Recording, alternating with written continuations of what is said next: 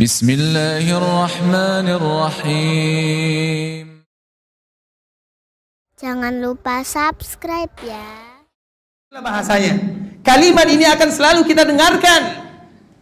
Yang berusaha menerapkan sunnah Nabi Sallallahu Alaihi Wasallam dibilang soalim. Oh, kamu sudah jadi ustadz ya? Misalnya jumpa dengan kawan lama, kamu sudah jadi ustadz, kamu sudah jadi ini. Tidak, ikhwatul Islam. Menerapkan sunnah Nabi bukan berarti kita jadi ustadz, tidak. Tujuan satu-satunya kita menerapkan sunnah Nabi Sallallahu Alaihi Wasallam agar kita mendapatkan kemuliaan yang dijanjikan oleh Allah Subhanahu Wa Taala, tidak lebih.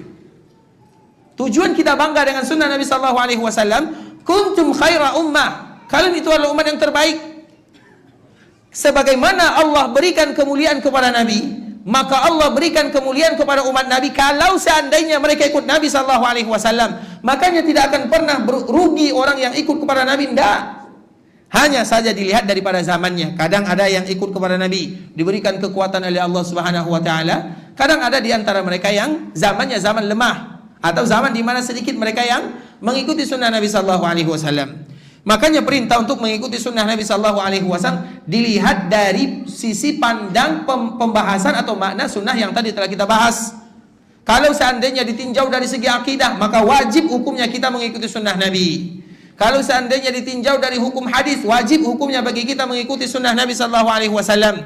Tapi kalau seandainya ditinjau dari hukum yang lain, fikihnya atau pendalilannya, pendalilan itu disebut dengan usulnya, dan itu merupakan di antara perbezaan fikih dengan usulnya.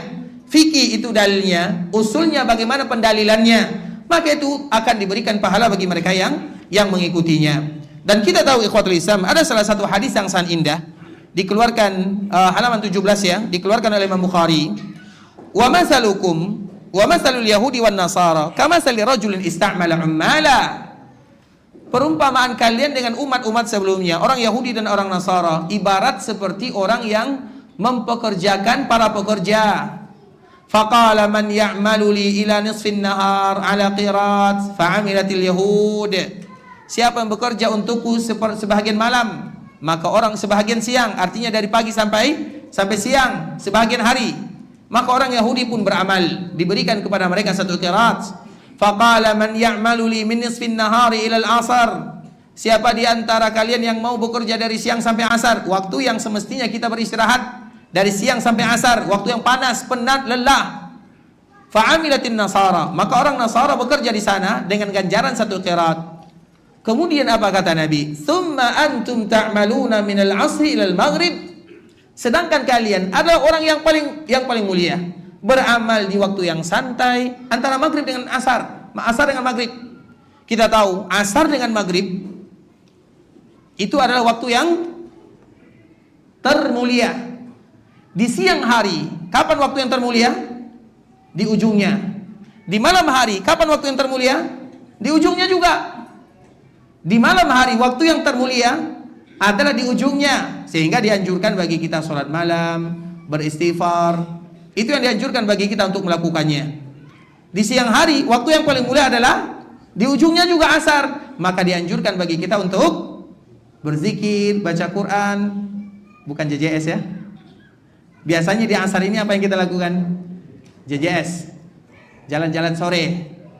Makanya Nabi Sallallahu Alaihi Wasallam menyebutkan itu adalah waktu tempat syaitan berkeliaran. Untuk meredakannya, maka bacalah zikir atau Al-Quran. Dan zikir yang paling mulia adalah Al-Quran. Inna nahnu nazzalna az-zikra. Artinya waktu ini adalah waktu yang santai. Matahari juga tidak terlalu menyengat. Kemudian kita bekerja di sana. Faya'malu summa antum ta'maluna minal 'ashri al maghrib biqiratain. Dikala kita beribadah, bekerja di waktu yang santai ini, tapi ganjarannya, pahalanya 2 kali lipat. Qiratain diulang oleh Nabi Sallallahu Alaihi Wasallam. Bisa jadi 2 qirat atau bisa jadi 4 qirat. Karena Nabi Sallallahu Alaihi Wasallam menyebutkan qiratain bisa jadi itu adalah kalimat takkid, atau bisa jadi itu adalah dobelnya. Artinya apabila ada umat Nabi yang beribadah kepada Allah dengan sunnah Nabi Sallallahu Alaihi Wasallam, maka mereka didobolkan pahalanya. Makanya ikhwatul Islam, orang yang mengikuti sunnah Nabi dalam beribadah, amalannya sedikit, pahalanya banyak. Itulah untungnya. Sehingga para ulama menyebutkan al-iqtisadu fi sunnah khairum minal ijtihadi fil bid'ah. Orang yang al-iqtisad itu artinya dia hanya melakukan sedikit, tapi itu sesuai dengan sunnah Nabi sallallahu alaihi wasallam. Itu lebih bagus daripada amalan banyak tapi tidak sesuai dengan sunnah Nabi sallallahu alaihi wasallam. Sehingga poin penting yang harus kita ingat dalam perkara agama, bukan orang yang paling banyak ibadahnya. Makanya kita tidak pernah, Nabi tidak pernah memuji orang yang banyak ibadahnya. Tapi yang dipuji oleh Nabi adalah mereka yang pas ibadahnya. Tidak pernah dipuji ikhwatul Islam ada orang yang baca Quran satu hari khatam baca Al-Quran. Apakah itu dipuji oleh Nabi? Tidak. Kalau seandainya satu kali dalam satu khatam satu hari ada orang yang khatam Quran satu hari tidak dipuji oleh Nabi, apakah mungkin ada orang yang khatam Al-Quran 60.000 kali dalam satu hari? Ada atau tidak? Ada atau tidak? Ada, tapi dalam mimpi, hayalan. Kalau seandainya satu hari saja khatam Al-Quran tidak dipuji, tidak dianjurkan, bagaimana yang lebih? Kecuali di bulan Ramadan, itu lain ceritanya.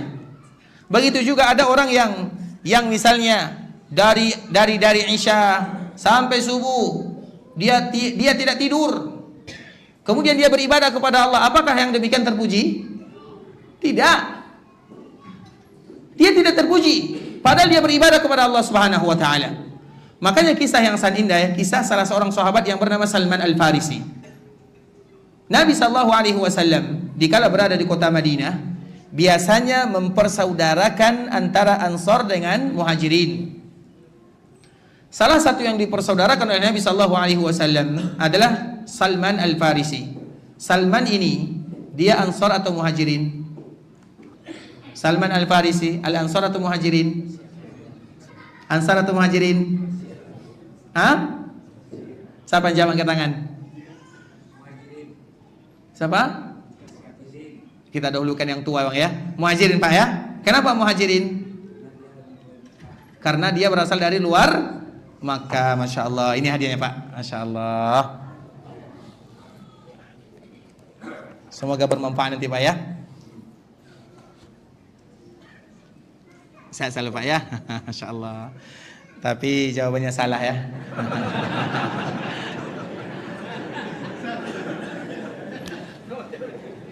Yang penting hadiahnya pak ya. Jawaban urusan kedua. Nah itu dia. Baik. Salman Al-Farisi tidak Muhajirin, tidak pula Ansar. Salman minna Ahlul Bait kata Nabi. Salman itu dari keluarga kami Ahlul Bait. Karena orang Muhajirin berebutan dengan orang Ansar.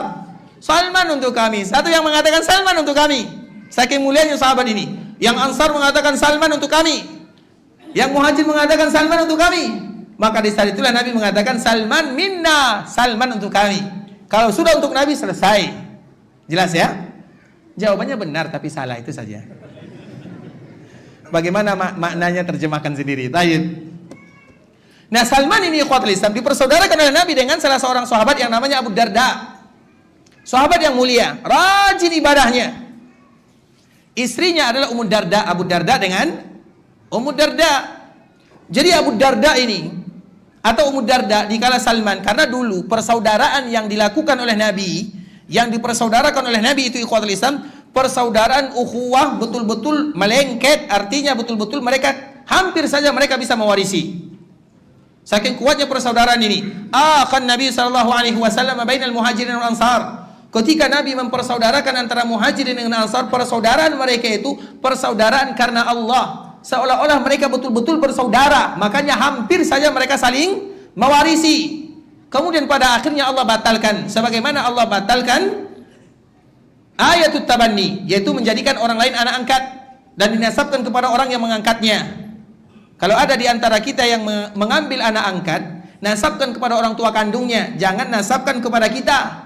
Nah, pembatalan ayat ini sama dengan pembatalan yang tadi saling mewarisi, al-mu'akhah lillah, yaitu saling mewarisi atau saling dipersaudarakan karena Allah Subhanahu wa taala. Kemudian ikhwatul Islam, Abu Darda, coba perhatikan. Dikala Salman berkunjung ke rumah saudaranya, dijumpai istrinya Ummu Darda. Dan dulu ikhwatul Islam, di awal-awal Islam itu belum ada yang namanya ayatul hijab. Ayatul hijab itu artinya wanita belum berhijab, biasa saja. Dan hijab itu artinya yang mengatakan wajib tidak menjadi masalah, yang mengatakan sunnah juga tidak menjadi masalah. Nah, di awal-awal itu ayat hijab belum diturunkan, sehingga dikala berjumpa dengan Ummu Darda, maka Salman ini merasa heran, kenapa sih Ummu Darda penampilannya sembrono, tidak rapi, tidak bagus. Kemudian beliau pun bertanya, wahai Ummu Darda, apa yang terjadi? Wahai Ummu Darda, apa yang terjadi kepadamu? Kenapa penampilanmu seperti ini?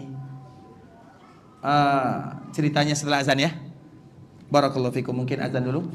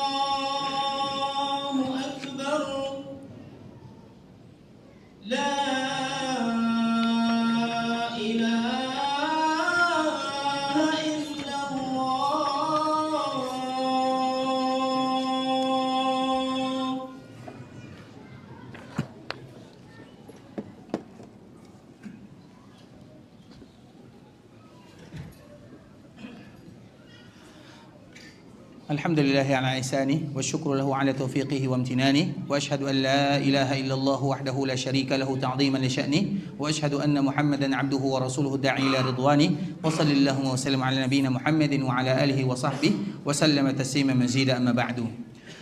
Sebelum kita melanjutkan ikhwatul Islam, kita supaya ada kejelasan di antara kita bersama ya. Insyaallah kita membahasnya sampai jam berapa? Sampai berapa kuat? Hah? Sampai jam berapa? 9. Betul nih. Karena nanti kita terlambat salat Isya nih sedikit. Taib, insyaallah sampai jam 8. Tidak menjadi masalah. Sampai jam 8 nanti kita sambung lagi. Taib ikhwatul Islam. Insyaallah sampai selesai lah ya insyaallah. Taib, kita lanjutkan kepada Salman dengan Abu Darda dan Ummu Darda agar kita tahu sunnah Nabi, al-iqtisadu fi sunnah khair. Karena orang yang beramal itu ikhwatul Islam dinilai itu adalah bagaimana dia beramal, dan orang yang berilmu dengan sunnah Nabi dikala dia beramal walau amalannya sedikit tapi pahalanya besar, itu yang kita cari. Bukan berarti tidak boleh kita banyak beramal, tidak, tapi ala sunnati Nabi sallallahu alaihi wasallam. Makanya tadi kita contohkan antara Salman dengan Abu Darda dan Ummu Darda. Ummu Darda ini penampilannya tidak bagus. Kemudian Salman bertanya, apa gerangan denganmu hai Ummu Darda? Kenapa engkau seperti ini? Penampilanmu tidak bagus. Tidakkah kamu berdandan untuk keluargamu atau untuk suamimu? Apa jawaban Ummu Darda? Wahai Salman, bilang saudaramu kepada saudaramu kalau dia itu tidak lagi membutuhkan diriku. Artinya dia tidak lagi memerlukan diriku. Percuma aku berdandan untuknya. Dia juga tidak memperhatikannya. Dia sudah sibuk dengan dunianya. Apa makna sibuk dengan dunianya? Siang hari dia berpuasa, malam hari dia salat, itu saja ibadahnya. Kemudian dikala mendengarkan kalimat ini dari Ummu Darda, apa kata Salman? Maka Salman ini sengaja menginap di rumahnya. Ketika menginap di rumahnya ikhwatul Islam, di malam hari setelah salat Isya, maka Salman ini ingin tidur. Dan ingin tidur bersama saudaranya. Itu kakak beradik, seolah-olah kakak beradik. Makanya disebut dengan mu'akha. Sehingga dikala mereka menginap di rumah saudaranya itu perkara biasa. Karena seolah-olah seperti saudara. Ikatan persaudaraan mereka itu dari Nabi SAW kuat sekali. Sehingga Salman ini tidur di rumah Abu Darda. Nah, Abu Darda ini mengatakan, silakan kamu istirahat. Salman mengatakan, aku tidak mau istirahat. Kecuali kamu juga istirahat. Karena ini tamu, saudara. Maka Abu Darda pun dia beristirahat. Kemudian baru saja beristirahat, Salman ini sudah mulai berbaring. Salman ini tidak tidur. Dia sengaja melihat apa yang dilakukan oleh saudaranya sesuai dengan pengaduan istrinya. Kemudian ikhwatul Islam, dikala Abu Darda melihat Salman ini sudah beristirahat, maka dia bangun untuk melaksanakan salat, bukan untuk yang lain. Untuk salat di malam hari. Kemudian diambilnya tangan Abu Darda oleh Salman, dan Salman mengatakan, tidur dulu. Jangan kamu salat, dilarang salat. Salat dilarang. Kemudian ikhwatul Islam, Abu Darda ini jengkel kepadanya. Wajar, tapi karena dia adalah tamu saudara, tidak mungkin dibantah, dia tidur. Kemudian bangun lagi, ditarik lagi tangannya. Tidur dulu kata Salman, belum waktunya. Seperti itulah yang selalu terjadi ikhwatul Islam sampai sepertiga malam terakhir. Kemudian sepertiga malam terakhir, dikala Abu Darda ini ingin bangun, maka di saat itulah Salman mengatakan inilah waktunya, dan mereka pun berdua bangun untuk melaksanakan salat malam. Kemudian keesokan harinya, tentunya sebagai seorang tamu disediakan makanan untuknya, dan Salman dikala ingin memakannya dia mengatakan, memberikan syarat, aku tidak akan makan kecuali kamu yang dulu makan, karena Abu Darda ini biasa berpuasa. Kemudian Salman tidak mau makan sampai kamu yang makan. Maka itu merupakan di antara anjuran ikhwatul Islam, kalau ada yang tamu, kalau ada tamu, apalagi itu adalah keluarga, saudara, maka untuk memuliakannya, maka berbukalah sehingga kita nanti sama-sama makan dengan dirinya. Tidak mungkin yang satu makan, yang satu tidak. Kemudian pada akhirnya Salman ini atau Abu Darda ini makan, tidak jadi berpuasa di siang harinya. Nah, dikala Salman ini sudah pulang, maka Abu Darda tidak puas hatinya. Dia datang bertanya kepada Nabi, mengadukan keadaannya. Ya Rasulullah, Salman melarang saya beribadah. Salman melarang saya beribadah. Maka tentunya Salman dipanggil oleh Nabi sallallahu alaihi wasallam. Dan Salman menerangkan apa yang terjadi sebenarnya. Di saat itulah apa kata Nabi? Sesungguhnya Allah memiliki hak terhadap dirimu. Sesungguhnya keluargamu memiliki hak terhadap dirimu. Dan sesungguhnya dirimu juga memiliki hak untuk dirimu. Artinya fa'ati kulladzi haqqin haqqah. Berikan setiap hak itu kepadanya. Allah tidak memerintahkan kita dari pagi sampai pagi beribadah kepadanya, tidak. Allah tidak pernah ingin mengazab hambanya. Makanya di dalam sebuah syariat Islam atau di dalam syariat Islam dilarang yang namanya rahbaniyah. Rahbaniyah itu tahu makna rahbaniyah? Rahbaniyah itu artinya mereka yang mengazab dirinya untuk beribadah kepada Allah. Itu tidak boleh. Itu adalah perkara-perkara yang dilakukan oleh orang-orang Nasara. Wa rahbaniyatan ibtada'uha, yaitu rahbaniyah yang mereka ada-adakan dalam agamanya. Itu bukan madain orang Islam, bukan. Kenapa demikian ikhwatul Islam? Karena beribadah tanpa alasan, tanpa alat tariqah, ala sunnah Nabi sallallahu alaihi wasallam, maka itu percuma. Bukankah kita pernah mendengarkan riwayat dari Umar? Umar ini bersama anaknya Abdullah, dia lewat di sebuah tempat. Kemudian dia melihat ada orang yang sudah tua beribadah kepada Allah. Umar menangis.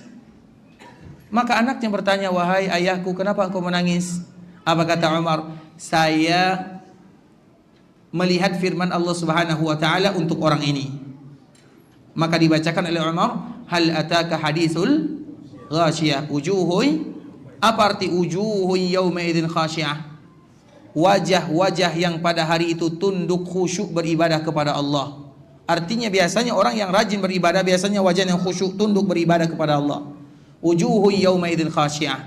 Apa sambungannya? Amilah. Apa arti amilah? Selalu beramal, tidak putus. Nasibah. Apa arti nasibah? Nasibah itu diambil dari kata-kata nasib, berdiri. Berdiri lama beribadah kepada Allah. Amilatun nasibah. Kemudian apa ayat berikutnya? Apa ayat berikutnya? Tasla naran hamiyah. Apa arti tasla? Sampai masuk naran, neraka, hamiyah, yang panas. Siapa yang masuk ini? Coba lihat ayat sebelumnya. Wujuhun yawma idzin khasyiyah, amilatun nasibah. Ujung-ujungnya tasla naran hamiyah. Beribadah tapi berdosa. Umar dikala melihat orang ini, dia pun menangis. Karena orang ini sudah tua, lelah beribadah kepada Allah Azza wa Jalla, tapi bukan berada di atas cahaya sunnah baginda Rasulullah sallallahu alaihi wasallam. Tasla naran hamiyah tusqa min ainin aniyah. Oleh karenanya ikhwatul Islam, itu merupakan perkara-perkara yang harus kita hati-hati. Maka dari situlah perkataan yang sangat indah dari sahabat Abdullah bin Mas'ud, halaman 36 ya, yang ada kitabnya, halaman 36. Man kana minkum mustannan falyastanni biman qad mat. Siapapun di antara kalian yang ingin melakukan sunnah, ikuti mereka yang sudah wafat. Fa innal hayya la tu'man alaihi fitnah. Karena orang hidup itu belum aman. Orang yang masih hidup, kehidupan tidak akan aman. Kemudian ulaika ashabu Muhammadin sallallahu alaihi wasallam. Siapa mereka? Itu sahabat-sahabat Nabi. Kanu afdala hadhil ummah. Mereka adalah umat yang terbaik. Wa abarraha quluba. Orang yang paling bersih hatinya. Wa a'maquha ilma, yang paling dalam ilmunya. Wa aqalluha takallufa. Mereka yang tidak berbelit-belit dalam agama. Mereka yang tidak memberikan beban terhadap hidupnya. Qaumun ikhtarahumullahu li sahbati nabiyyih. Suatu kaum yang Allah pilih mereka menjadi umat Nabi. Wa iqamati dini, mereka yang akan menegakkan agama. Fa'rifu lahum fadlahum, ketahuilah bagaimana keutamaannya. Wattabi'uhum fi atharihim, ikuti gaya beragamanya. Wa tamassaku bimastata'tum min akhlaqihim wa dinihim, berpegang kepada akhlak dan agama yang mereka lakukan. Fa innahum kanu 'alal hudal mustaqim, karena sesungguhnya mereka berada di atas petunjuk yang jelas atau berada di atas jalan yang jelas. Artinya ikhwatul Islam, sunnah Nabi sallallahu alaihi wasallam yang paling paham itu adalah sahabat Nabi.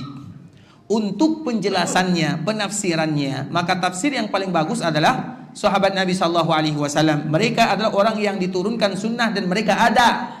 Maka disebut dengan sahabat Nabi. Karena sahabat Nabi itu ikhwatul Islam, disebut dengan sahabat Nabi adalah orang yang beriman kepada Nabi, melihat atau berjumpa dengan Nabi, dan wafat dalam keadaan beriman. Itu adalah sahabat Nabi. Mereka adalah orang yang paling dijadikan sebagai contoh, dan mereka sudah meninggal semuanya. Makanya dari sini para ulama mengatakan, siapapun yang mengaku melihat Nabi, siapapun yang mengaku melihat Nabi, maka mereka adalah sahabat Nabi. Paham?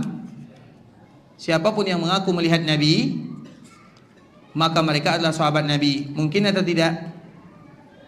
Adakah kemungkinan kita sekarang bisa melihat Nabi? Mungkin atau tidak? Mungkin. Mungkin atau tidak? Melihat Nabi? Tidak mau lihat Nabi? Mungkin atau tidak kita melihat Nabi sekarang? Mungkin, tapi hanya dalam mimpi. Kalau secara terang-terangan, mungkin atau tidak? Itu yang tidak. Karena siapapun yang melihat Nabi, maka berarti mereka adalah sahabat Nabi. Betul atau salah? Makanya kenapa banyak yang biasanya yang menambah agama itu ikhwatul Islam adalah mereka yang mengaku melihat Nabi secara terjaga.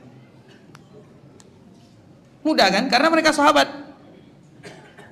Banyak tidak di zaman sekarang yang masih mengaku sebagai sahabat Nabi?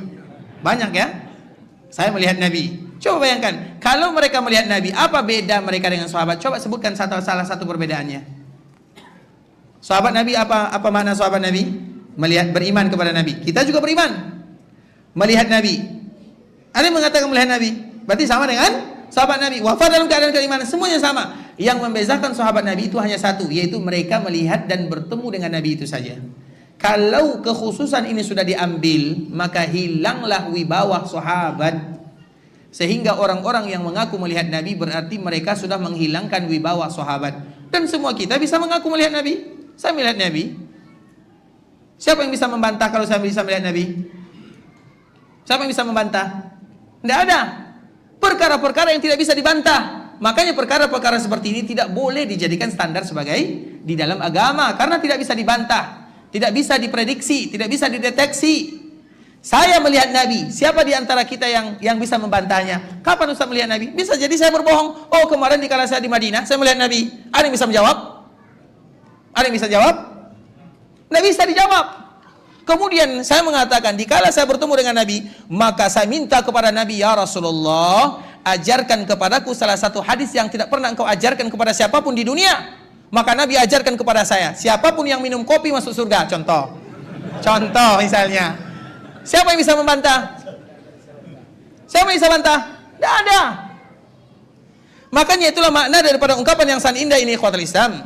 Ungkapan yang disebutkan oleh sahabat Abdullah bin Mas'ud radhiyallahu ta'ala anhu, "Man kana minkum mustannan falyastanni bimang." Ada kalimatnya, mustannan falyastanni bimang qad mat. Kalimat mata itu bukan kalimat yang mudah. Kalimat yang penting diucapkan oleh Abdullah bin Mas'ud. Karena orang yang masih hidup itu tidak ada jaminan. Tapi orang yang sudah meninggal, siapa mereka sahabat? Mereka dijamin oleh Allah, mereka dijamin oleh Nabi.